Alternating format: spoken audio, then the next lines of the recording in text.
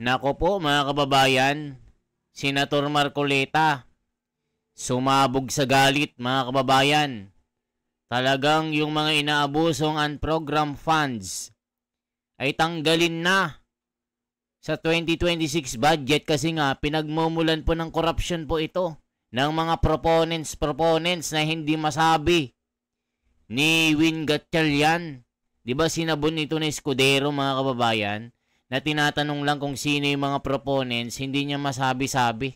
So ngayon po mga kababayan, natulala si Tito Soto at Ping Lacson dito sa mga proposal na ito. So tignan natin mga kababayan, paano sila pigain ni Marcoleta dito at ni Cayetano at ni Chis Escudero. Mga abogado ito mga kababayan magagaling. Na talagang itong mga bulagaan na ito, natutulala na lang mga kababayan. Ito po, panoorin nyo kasi sabi kasi sa comment, si Tito Soto, na bulaga ni Marcoleta. Yun yung mga comment eh. Totoo kaya ito mga kababayan? Pampilo Lacson na tulala. Nakatitig na lang. Totoo kaya ito? Panoorin po natin mga kababayan ko. Ganito po ang nangyaring sabunan sa Senado. Matira matibay. Iyak yung mga bobo. Panoorin nyo talaga ito. The period of interpellation on that particular motion. Let me start with the premise. The premise is that it's extraordinary times through a series of events, both natural and supernatural, na expose ang massive graft and corruption, basically in flood control. But we are all aware that it happens in different departments and even sa collection pa lang ng taxes, no? Ang highlight ngayon, thank you also to Senator JV and Senator Erwin yung sa BIR, no? So given that, we have an extraordinary opportunity for a game changer budget. So, premise number one. Premise number two, may vision. And yung budget ang popondo sa plano para ma-attain ang vision, no? So for example, Mr. President, in all our interpellations, people agreed on three things. Masyadong nagsisiksikan sa highly urbanized. Nag-agree po tayo na ang baha, traffic, etc. ay lalong sasama kung panay sa highly urbanized. Nag-agree din po lahat na ang trend ay mas mabuti kaso sa padagdag ng highways, especially in Calabarzon, Metro Manila, and Region 3, while we neglect the rest of the country. So, question, did we put funding, 5-10 billion for the Mindanao Railway?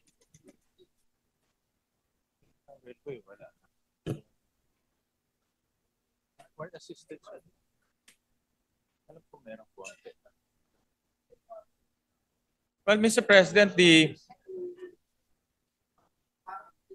Nako, yari. Mr. President? Hindi Mr. na President? makasagot-sagot ito. Yes. With the permission Yes. of our minority floor leader Go ahead, and Majority the Leader. sponsor, maybe we should act on the motion first. And after that motion is acted upon and voted upon, the good minority floor leader could ask the questions. If it's all right with the minority floor leader. Yes, Yeah. whatever the pleasure of the majority. For as Thank you. long as, Mr. President, if there are certain changes acceptable to the chairman, we can still make it. Yes. Yes, we're not approving it on Yes. with this motion. We're not approving anything on second reading. Yes. Yet. Yeah, okay. So I Yeah. would like to further continue with the motion, Mr. President, if we can. All right. What we are facing now in the motion is for us to make this the basis Yes, of the Mr. second reading. All right. Any objection? Hearing none, motion is approved. Thank you, Mr. President. Mr. President, we did not Yeah, you may object continue, at no? this time because the chairman informed us that tumatagal yung line by line. But with your patience, we just want to ask a few questions and see whether acceptable na ito because we did pass concurrent resolution number 4 na kung saan lahat tayo nagsabi na dapat totally transparent. So sa aking pagkaintindi, pag sinabing transparent, pag nakita ng media at ng ating mga kababayan itong committee report, alam nila kung anong laman at hindi. Having said that, between complete transparency and a reenacted budget, parehong may tama sa ating bansa. And to be fair to the chairman, he has promised us that Saturday, Yes. lalabas yung line by line and before the third reading nandun. So, Yes. but please understand na hindi kami komportableng bumoto today based on this if we're not able to clarify kung ano talaga yung mga laman. But I'd like to put on record that even informally, meaning not here, whether it's in the lounge, in my office, in his office, Senator Win has been totally transparent of what are the changes and what are the committee report. Wala tayong tanong doon, no? Even sa majority, we had a instant caucus yesterday for some tricky issues, and I appreciate the conversation. But in the spirit of true transparency, and because I am inspired today, because Senator Lito Lapid is focused and intently listening to me. So when that happens, I would like to really do my best. Thank you, Senator Lapid, for being here today and focusing on that. Actually, ang questions ko, Senator Lapid, nasa Region 3 din. So, Mr. Chairman, 2 questions lang sa trains. Yung Mindanao Railway, but because I'm reminded, because Senator Lapid is here, naglagay din ba tayo ng pondo sa Clark Subic? Because ang sinabi ng DOTR, 2026. hinalo pa nila yung Clark Subic train sa Central Luzon papuntang Southern Luzon. Kung hihintayin mo pa yon, tatagal pa ng husto. But in those 2 instances, they agreed that if we put a little bit of money, they can start the program, especially sa Mindanao Railway, because kompleto na yon. Nagka-problema lang sa funding with the Chinese concessional loans. No? Doon sa information ho namin during the budget briefing and also yung mga briefings before, apparently nag-withdraw ang DOTR doon sa Chinese ODA because of delay, and also wala nang interest for both parties to pursue it. But in the 2025 budget, under the unprogrammed funds, meron silang inallocate a program. Sorry, under the program funds, may na-allocate na 200 million pesos. And ito yung ginagamit nila for preliminary works. In Yes. fact, may nakita ko sa news na meron na silang mga parcellary surveying, so ginagamit nila ito. For 2026, wala po dahil walang loan na request. Yes. But Mr. President, that's why we have interpellations, di ba?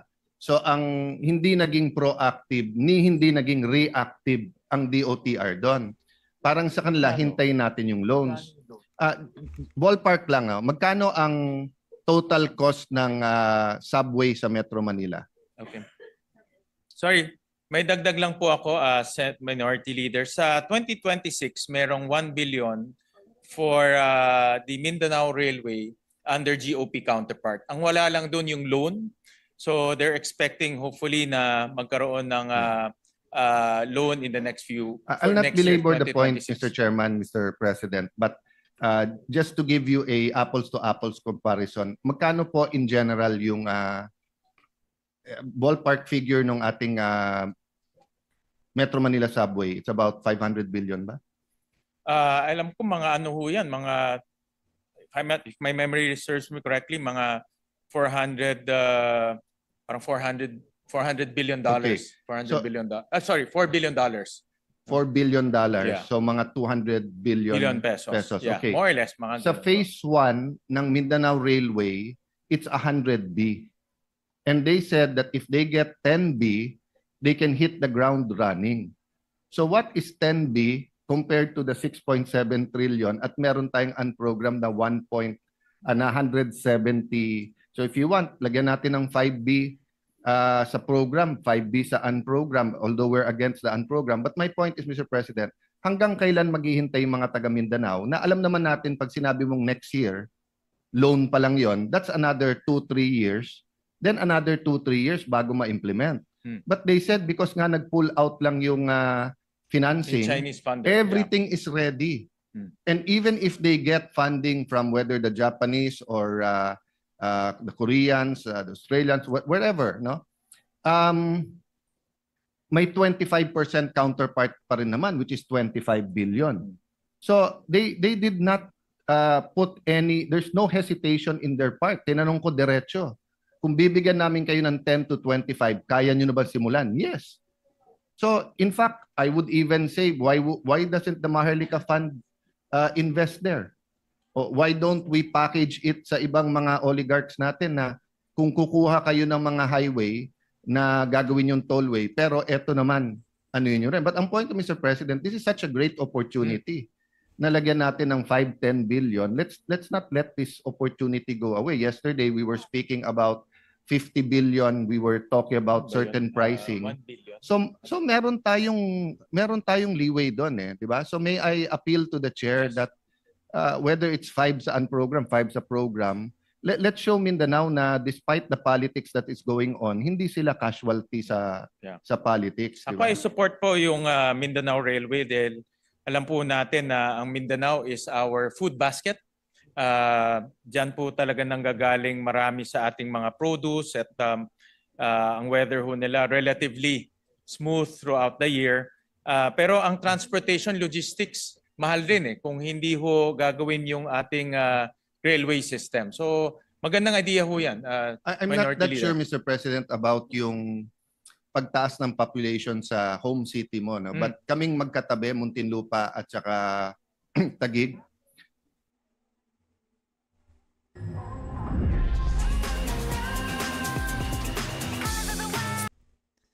So yan po yung mga pinag-uusapan po mga kababayan. Yung Mindanao ay mukhang binibigyan na po ng budget. Kasi nga po yung mga project po ni PRRD dyan, itinigil po nila.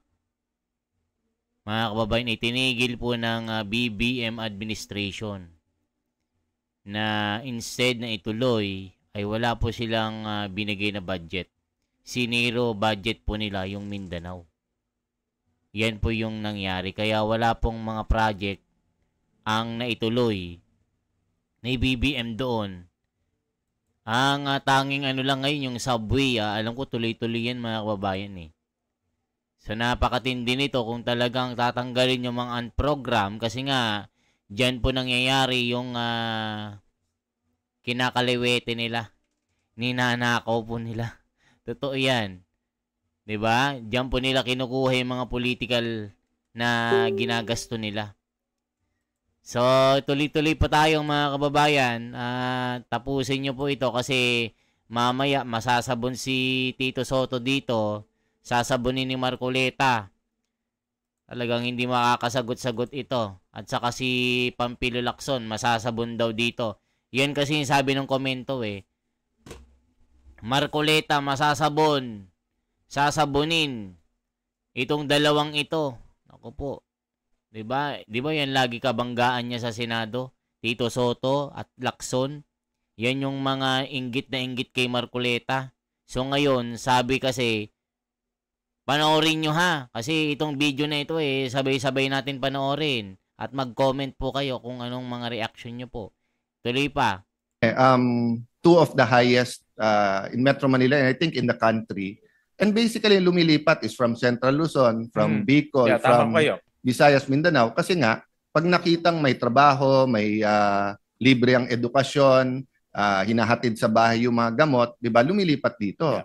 But you know, if we start building the railway, I'm 100% sure yung ating mga mall owners, yung mga land developers, will start their development kung saan yung mga stasyon ng tren. So, it will be such a good sign in the midterm, no? I'm a little bit cautious kasi of administration starting something pag last year na nila. Yeah. For many reasons. I mean, sa first year ng Marcos administration, the former DOTR secretary, parang biglang delay yung sa subway sa Metro Manila, di ba? So from having stations opened in 2026, naging 2027, naging 2028. Pag hindi mo administrasyon ang ginawa, ang daling ituro dun sa past, no? So if they actually start it in 2026, imagine you have the whole 2026, the whole 2027. Oh, isipin nyo pala mga kababayan isisimulan pa lang ni BBM ang pagpapagawa. Isipin nyo, 3 taon po na tiningga ni BBM yung subway. Ngayon pa lang niya i-start. Ang tindi talaga mga kababayan kasi binadgetan yung pagpapakulong kay PRRD, itong impeachment binadgetan din nila. Kaya tignan nyo mga kababayan, nagkahetot-hetot yung mga project ni PRRD. Walang naituloy. Pakinggan po na, ulitin po natin. Nakakaiyak po ito. A good sign in the midterm, no? Yeah. I'm a little bit cautious kasi of administration starting something pag last year na nila. Yeah. For many reasons. I mean, sa first year ng Marcos administration, the former DOTR secretary, parang biglang delay yung sa subway sa Metro Manila, di ba? So from having stations opened in 2026, naging 2027, naging 2028. Pag hindi mo administrasyon ang ginawa, ang daling ituro dun sa past, no? So if they actually start it in 2026, imagine you have the whole 2026, the whole 2027. And it will really be a good sign that despite, some how do I put it diplomatically, animosity between the president and the vice president, painful discussions of impeachment between the House of Representatives and the Senate as an impeachment court, hindi casualty ang Mindanao because we will still put that funding. And 10 billion is basically the budget of 2 or 3 congressional districts, Mr. Chairman. Yeah. So may I earnestly push that we include that in the amendments today. Kahit 5-10 billion, kahit saan program yung We'll confer and consult with His Honor kung saan magiging accounts doon. But I support that. Maganda ho talaga Mindanao Railway. No? Senator Villanueva was whispering to me that there's only 12 senators here, but I was informed my sister is here, so there's 13 already. So we can decide. The second question also is it's music to the ears of our majority leader that meron tayong quorum. So the second one, I do not know if fully capable na ang DOTR of building the Subic Clark, unlike the but can we consider that sa BICAM if they say that they can do it? Kasi yung sa Mindanao sinabi na nilang diretsuhan yung sa Subic Clark they said na totoong since 2016 2017 pinag-uusapan. Nung una hinihingi natin yon as a grant, and then ngayon pinackage nila. Ang problema sa package pag hindi na approve yung buong package, hindi rin siya approve. Yeah. Yung Subic Clark po, alam ko it's right now nasa parang feasibility study. Yes, yeah. yes. Alam ko. But ang problema nga, sinama yung feasibility study sa isang malaking network.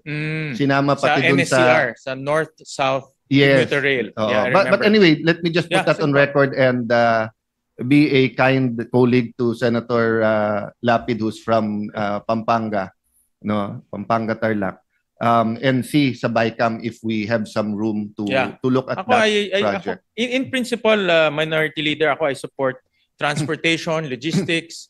Talagang naghahabol lang tayo. In fact, yung mga ginagawa ho natin ngayon, it's just playing catching up. So I support that. Mr. No, and I will tell you why. It's because of our experience in Fort Bonifacio or BGC. Imagine, ang buong Fort Bonifacio is over 500 hectares. Ang BGC is 100 hectares. But look at the development.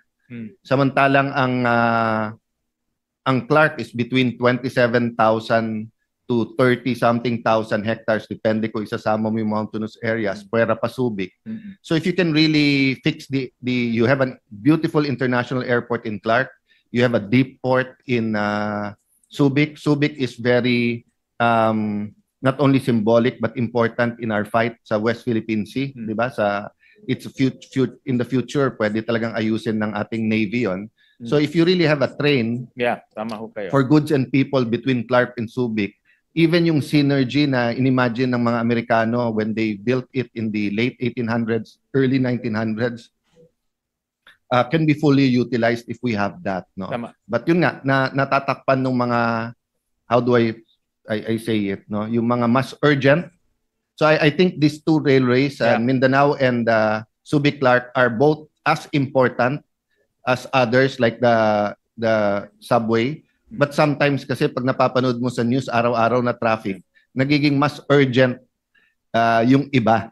Pero actually in terms of importance, magsing importante sila. In fact, I would argue it's even more important because if people move, ang ganda-ganda ng Bulacan, Tarlac, Pampanga, Nueva Ecija. So, but ang problema nga is the infrastructure, Mr. Chairman. Yeah. So, Mr. President, ako sinusuportahan ko itong railway system natin, and conceptually, Mr. President, we will support that in the budget.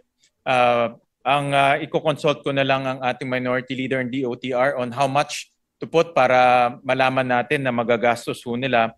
For Subic Clark Railway for 2026, meron ng right-of-way fund under BCDA of amounting to 70 million pesos. Okay. So meron na rin silang intention to start the right-of-way acquisition for both projects actually.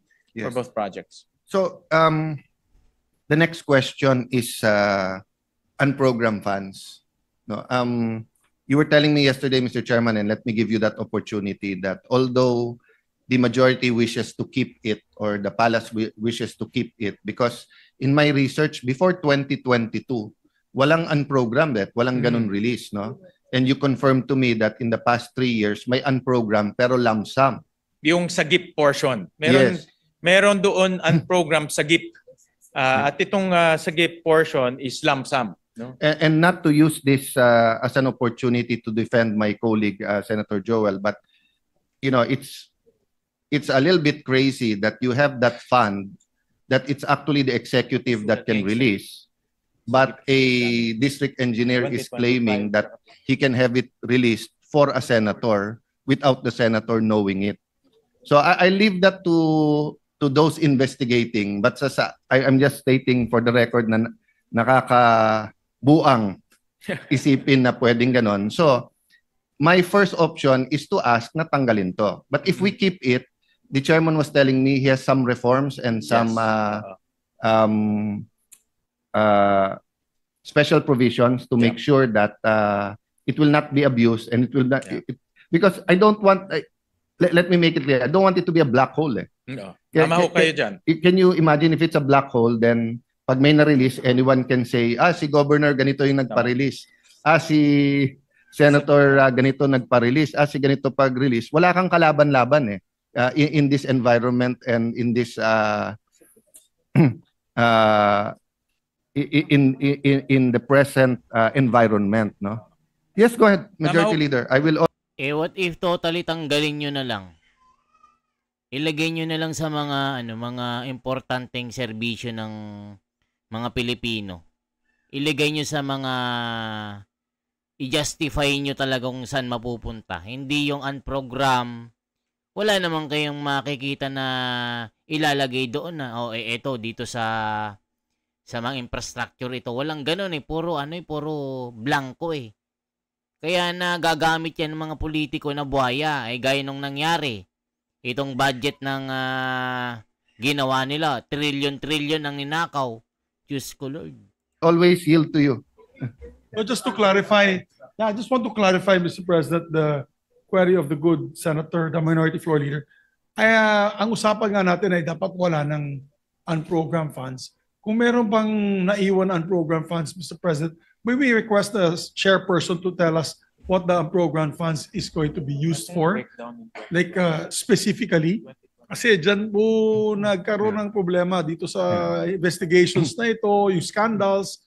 I think the idea was dapat wala ng unprogrammed funds. But if the good sponsor can tell us what the unprogrammed funds are for, to be clear to all of us. Yeah. Then after that, Mr. Chairman, maybe I will yield, but I have some proposals. But if any of our colleagues have proposals specifically on the unprogrammed fund, I will yield, Mr. President. Kasi kung ma-solve natin to, major to for transparency. I'll be more than happy, Mr. President, to share with the body yung reforms na ginawa natin sa unprogram. So dati ang unprogram, meron doong 11 line items. Ang para sa akin, pinaka-controversial na line item doon, yung item called SAGIP na in 2024, 225 billion pesos. In 2025, 160 billion pesos. Ito yung lump sum, Minority Leader. So for 2026, tinanggal na natin to. From 11 items, reduce natin to 7, of which 3 are considered cash, the 4 non-cash. So the 3 considered cash are yung foreign-assisted projects, yung GOP counterpart, at yung AFP modernization program. So yeah, So yan yung usapan nila mga kababayan. Totally tanggalin nyo na lang para matapos yung problema. Kasi dyan talaga nagkakaroon ng, ng sikwatan ng pera. Isipin nyo. Congressman pa lang 15 billion na ang napupunta na pondo. Yung pinakatito niya, sila yung king of pork barrel talaga. Antindi naman ito mga kababayan ko. Nakakaiyak. Kasi kung hindi ito ma-solve, nako po, wala. Lolokohin lang tayo ng mga ito. Gagawin na naman nila yung ginawa nila. Pero hindi na papayag ang mga Pilipino, mga kababayan, na maluloko na naman tayo ng panibagong pangungurap ng mga ito. Yung mga nagkasala dyan. Talaga, buti na lang nandyan sila Marcoleta, sila Cayetano, di ba? Yan yung mga magagaling dyan. yung 4 na items are non-cash. They just need book entries para ma-record sa libro ng mga agencies. No, for example, for 2026, ang foreign assisted is about 97 billion pesos. Ito yung lahat ng mga loans na lalabas for 2026. Yung GOP counterpart of those loans is about 35 billion pesos. Tapos yung AFP modernization 30 billion pesos. Yeah. So Kailangan ba mga kababayan ng utang tayo ng utang? Every pangulo kailangan ng utang hanggang makautang ng makautang. Hindi pwedeng wag na lang umutang. Kasi sa dami ng pera ng Pilipino, yung inuutang kinukurap din nila. 'Di ba napakarami natin 100 million po tayo, billion po ang trillion po ang nasisingil na tax. So wala na po yung SAGIP for 2026. if the good chairman If with the indulgence of our minority leader, may I be allowed to intervene, Mr. President, distinguished colleague? Distinguished colleague, you were saying yung SAGIP it's just because that's just one component that I'm looking at. Yes. When you talk about the unprogrammed funds, Yes. when you talk about the entire DPWH fund, but the DPWH fund is such a big component po Iba-iba po, no? Yes. If I'm not mistaken, in the recent years, may DOTR, DSWD, and DepEd would receive the largest share. Correct. And mostly for capital outlay and infrastructure projects. Is that correct, Your Honor? Tama. Yeah, Your Honor, ngayon ho, 2025, and as mentioned already by our minority leader, this representation is very much interested in looking at this item in the budget, and I have been lobbying with our fellow senators here to look into this because this is very dangerous, Mr. President, as you are Correct. all aware Tama. of what happened to this representation. You look at 2023, for instance, Mr. President, the 2023 allocation for unprogram is 807 billion. In 2024, the allocation for unprogram is 731 billion. Would that be a correct statement, Mr. President? Tama po. Mr. President, now you look at the released funds. Released funds for 2023 is 332 billion pesos. Released funds in 2024 is 531 billion pesos under unprogrammed funds, Mr. President. This did not pass through the House or the Senate. Doon po sa 2023, flood control, 60 billion po yung nakalagay doon. Flood control lang. 2024, 155 billion unprogrammed. Release po ito, Mr. President. I'm not talking about allocation. Again, 200. Kaya nga tanggalin nyo na yung mga unprogram na yan kasi dyan po na nagkakaroon ng sindikato eh. Dyan po nangyayari yung sikwata ng pera. 44 billion released under DPWH, 155 billion flood control. Ang total release is 531 billion. Mr. President, what measures or safeguards are we looking at now? Because if this is the case, Mr. President, and we feel that if this particular program of the government is important, then we should not put it under a program, Mr. President. Well, Mr. President, the safeguard is to remove it completely. So in 2026, we removed it completely, Mr. President. In 2026? Yes. Because in the committee report that we're just talking about, there is a unprogrammed appropriations for 174 Yes. billion, Mr. President. That's why the component of those unprogrammed is foreign assisted projects of 97 billion pesos, GOP counterpart of those foreign assisted projects of 35 billion pesos, and the AFP modernization program of 30 billion pesos. That is satisfying, Mr. President, Yes, to hear Mr. President. from our chairman, and that is why we need this. Correct. We need this data, Mr. President. We cannot just rely on summaries, Mr. President, because if that is the case, I will definitely not support the unprogrammed item here in the budget, Mr. President. Well, Mr. President, that's why during the Blue Ribbon hearing, we lumabas po doon kung paano po naabuso yung unprogrammed, and His Honor knows about the abuses that were made during the past. Kaya po tinanggal na po yung mga ibang components, especially po yung sagip.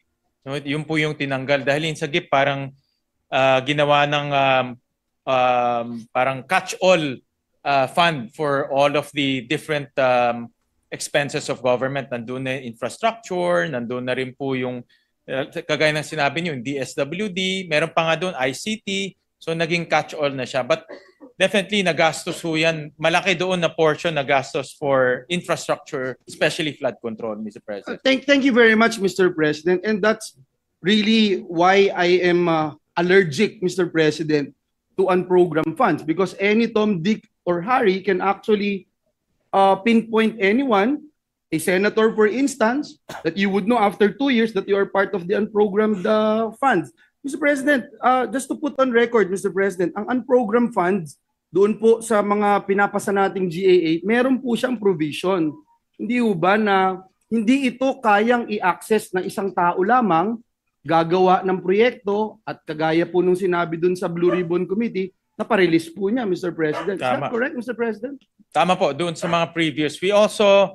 Do we have it still in No, we in don't the- have that anymore. in this particular Wala na po 2026 kasi limited budget? na ho yung use ng unprogrammed to foreign assisted projects and revised AFP modernization. But Mr. we have a President. provision for the release of these funds, Mr. President, that indeed we usually put in our GAA that if there are excess revenue collection, new revenue Yes. collection, will that be part of this 2026 Yes, Mr. President, GAA? because that will be used to fund the foreign assisted projects and also the modernization program. Yes, and I agree, Mr. President. And just to put again on record, nandyan po, Mr. President, excess revenue collection, new revenue collection, or those arising from new tax or non-tax sources, at yung approved loans for foreign assisted Tama projects. ho Is kayo. that correct? So again, Mr. President, it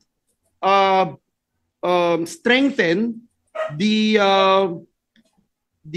idea on how we can access unprogrammed funds na hindi po ito maabuso Tama at ho hindi kayo. po pwedeng i-claim ng kahit sino o isang individual na tao. Actually, Mr. President, His Honor's experience led to these representations, really reforming the unprogrammed. Talaga hong naabuso ho yan in the past. If my memory serves me correctly, yung 2024 ang flood control lumabas mga around 25 billion. It's from actually 155 billion, Your Honor. The tapos flood control. 2020 from the unprogram. This is Yes, only from this is the just for the unprogram, Mr. In President. 2025, my memory serves me correctly, mga 85 billion yun eh. So talagang nagamit ho for flood control. Kaya tinanggal na ho natin yan based on your experience. Mr. And this President. cannot be released by anyone, Mr. President. In It twen- has to be passed through the Department of Finance, the Department of Budget and Actually, the Management. DBM lang ho ang nagre-release, Mr. President. So certified by the BTR, and then after certification by the BTR, ibibigay na po sa ahensya, implementing agency, at yung implementing agency magre-request na sa DBM. In short, So yan mga kababayan, ano masasabi nyo dito? Mag-comment po kayo kung anong mga reaction nyo. Para matapos na yung mga ganyan, tanggalin nyo na yung unprogram. Kasi dyan nagkakasikwatan talaga, dyan nagnanakaw. Magpasaki ng provision na hindi pwedeng basta-basta ma-release ang sinong politiko. Di ba? Akala nag-uusap sila, when ipasa na po yung budget, Merry Christmas, Merry Christmas. Akala mo pera nila yung budget na pinagbababayad natin Okay po mga kababayan. Isang like, isang share po at isang subscribe. Salamat po. Mabuhay.